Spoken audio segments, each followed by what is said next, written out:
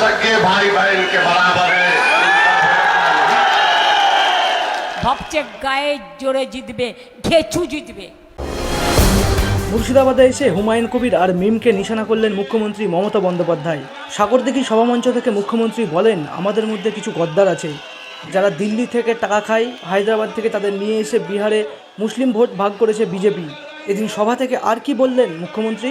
হায়দ্রাবাদ থেকে কেউ উড়ে এলো আর বিজেপি কয়েকটা গদ্দারকে টাকা দিয়ে আপনাদের উত্তেজিত করলো আর আপনাদের দিয়ে রাস্তা অবরোধ করলো, জাজেদের ঘেরাও করলো।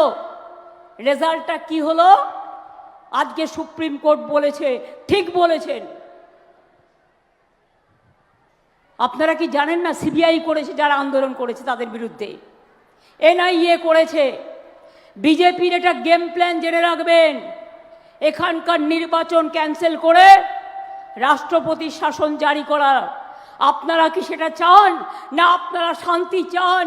আপনারা বাংলায় থাকতে চান? আপনারা তৃণমূলের সরকার চান? আপনাদের ঠিক করতে হবে। বৃহস্পতিবার নওদা সভা থেকে মুখ্যমন্ত্রীকে নিশানা করেছিলেন মিম প্রধান আসাউদ্দিন ওয়েসি।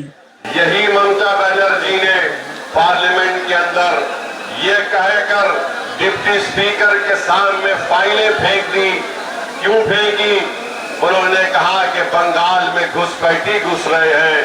आज वो बात ममता बनर्जी ने 2005 में कही थी, आज मोदी अमित शाह आकर बंगाल में 2014 से कह रहे घुसपैठी घुसपैठी घुस चुकी है। बताइए आप दोनों में क्या फर्क है?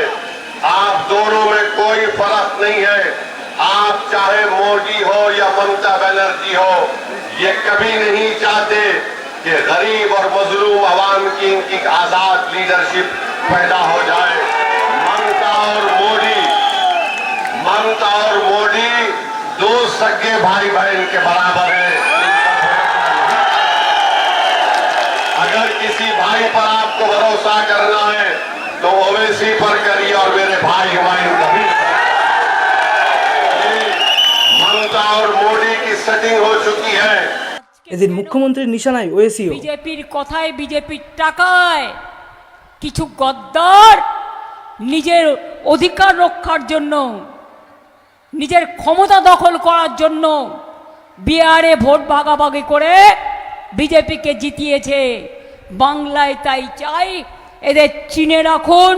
এ নিয়ে মুখ্যমন্ত্রীকে পাল্টা আক্রমণ করলেন আম জনতা উন্নয়ন পার্টির চেয়ারম্যান হুমায়ুন কবির। কি বললেন হুমায়ুন কবির? অটল বিহারী বাজপেয়ীর সাথে কত টাকা নিয়েছিল আর এখন অভিষেক ওখানে কত টাকার বিনিময়ে তার ৭৩ জায়গায় চার্জশিটে নাম আছে। এনআইএ বা সিবিআই এখনো তাকে গ্রেপ্তার করে কেন ভুবনেশ্বরে পাঠায়নি? সুদীপ তো যে আগের লোকসভার নেতা ছিল তাকে ভুবনেশ্বরে পাঠিয়েছিল। ও কত টাকা দিয়ে রেখেছে বিজেপিকে, অমিত শাহকে, তার জন্য সিবিআই বা এনআই বা ইডি গ্রেপ্তার করছে না। সেটার আগে ওর ভাইপুর জবাব দেবে মুখ্যমন্ত্রী, তারপরে ওর কথার জবাব দেবে। ভোটের আগে দুপক্ষের বাগযুদ্ধে গরমাগরম মুর্শিদাবাদের নির্বাচন। Bureau report, imagine community media.